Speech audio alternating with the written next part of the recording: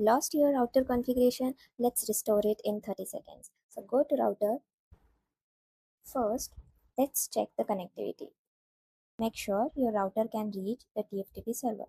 So 192.168.1.10.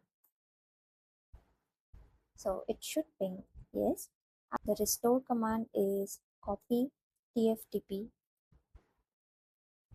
running.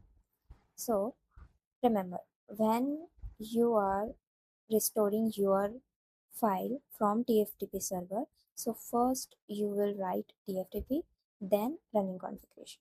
Okay, enter, and we will go with address 192.168.1.10 in the source file name. So go to your TFTP server, then services, TFTP. So this router confg is your backup file. Okay, so write name here as it is because it is case sensitive. Router confg, then the destination file name will be running configuration. Yes, enter. Yes, as you can see, the bytes copied in 0 seconds.